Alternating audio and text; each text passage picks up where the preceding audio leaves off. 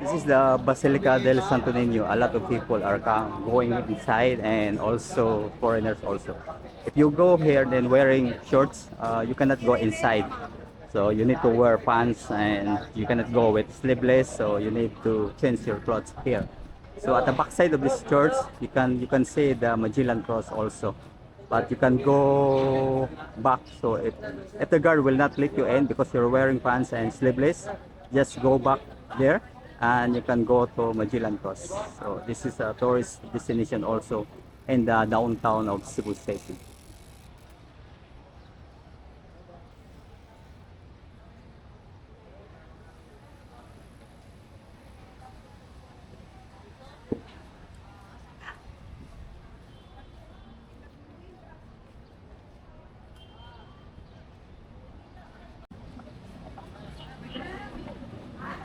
The guard will check your belongings and bags also.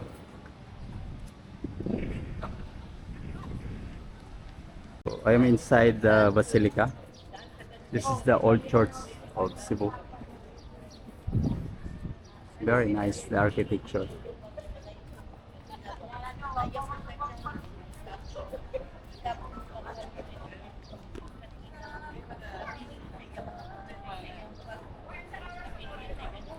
During January 18, we are celebrating here a Sinolog Festival, third week of the month. So if you go straight, that will go to Magellan Cross. Just go straight and you will go to Magellan Cross.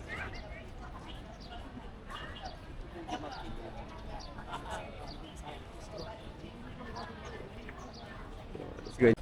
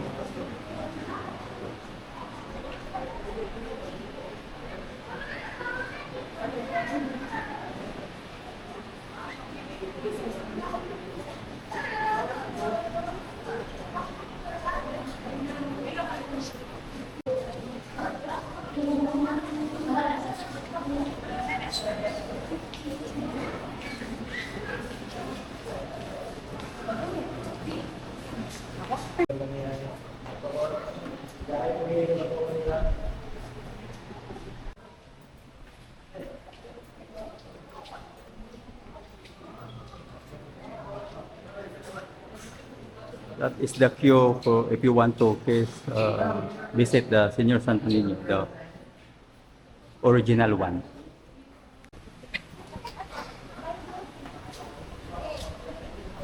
This is the inside the Basilica. So they have a small plaza here, so we can relax and sit down there.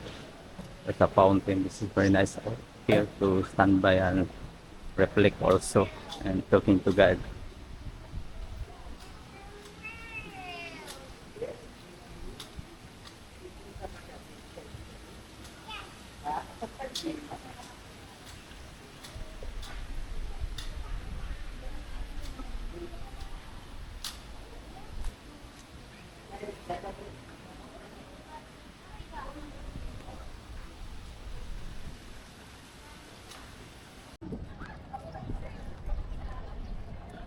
So we will go to Magellan Cross. Inside the church, if we go straight to that place, we will go directly to Magellan Cross, guys. So we're going there, and in a few minutes we will go there. This is the place that you can light your candle and say a prayer, whatever petition of child Jesus.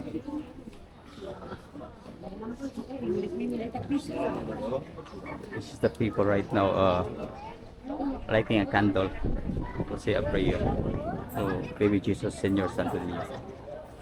And we'll go to Magellan Cross, guys.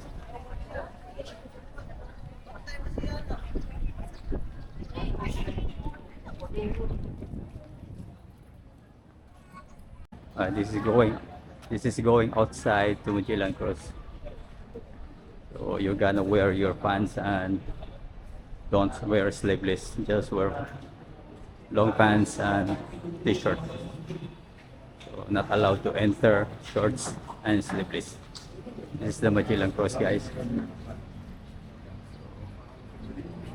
This is the original cross that Magellan fought during their arrival in Cebu. So a lot of tourists are visiting this area. We have the small plaza here.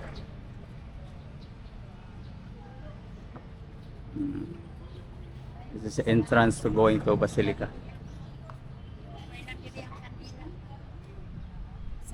We'll go here. There's a lot of candles inside for petitions and prayers also. As you can see, there's a flower. That's the Magellan Cross. So,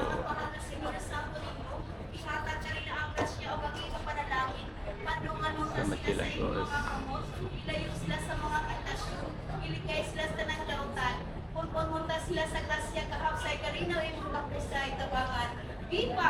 Here, a lot of foreigners are taking pictures. So, this lady is asking for child Jesus to, so you will pay the candle and you will ask a prayer for that lady.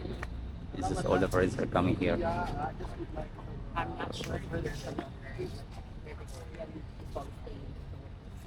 This is the City Hall, Cebu City Hall. There's a lot of people now and foreigners also right now.